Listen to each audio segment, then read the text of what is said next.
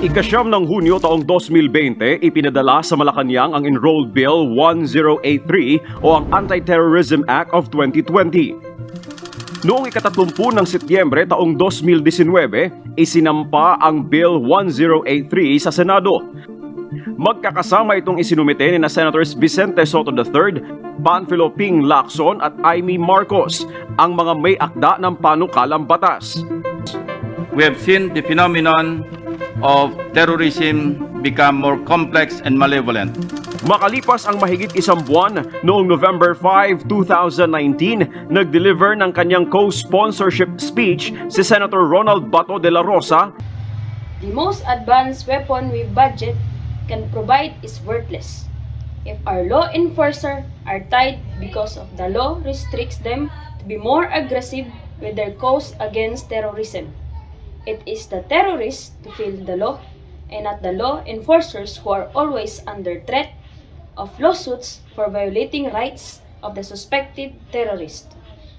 Habang naghihintay ng pirma ng Pangulo, marami ang nagpahayag ng pagtutol sa anti-terrorism bill.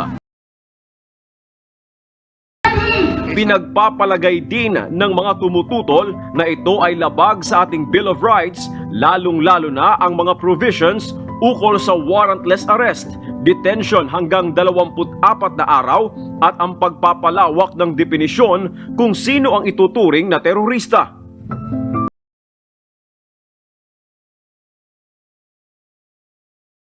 Who are considered terrorists under this law? First, engages in acts intended to cause death or serious bodily injury to any person or endangers a person's life. Second, engages in acts intended to cause extensive damage or destruction to a government or public facility, public place, or private property. Third, engages in acts intended to cause extensive interference with, damage, or destruction to critical infrastructure. Fourth, develops, manufactures, possesses, acquires, transports, supplies, or uses weapons, explosives, or of biological, nuclear, radiological, or chemical weapons. And fifth, release of dangerous substance or causing fire, floods, or explosions.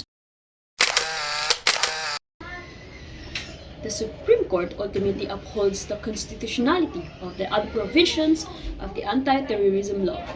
The High Court, however, ruled two parts of the law provisions as unconstitutional. Pedro tells us why.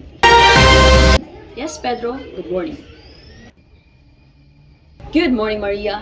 In an advisory release by the Supreme Court Public Information today, it discloses that the court has struck down or declared portions of Section 4 and Section 25 respectively of the highly contested Republic Act 11479 or the Anti-Terrorism Act of 2020 as unconstitutional, with a vote of 12-3 as he declared a qualifier to the provisions in Section 4 as unconstitutional for allegedly being overbroad and violative of freedom of expression.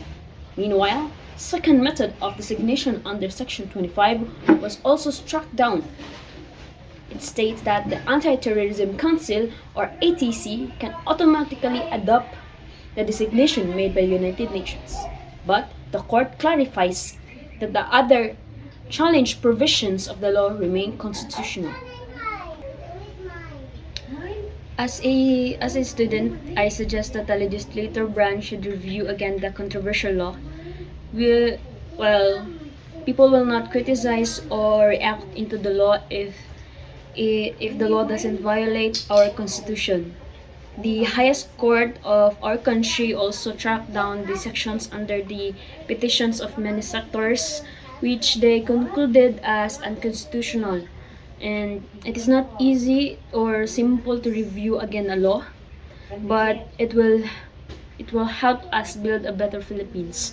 Thus, this issue should be solved as soon as possible for the people to move on and be a better citizen. And to my fellow Filipinos, let's speak up if we see something wrong, and have a nice day. And that's the latest live from Davao City. Back to you, Maria. Thank you, Pedro, reporting live from Davao City.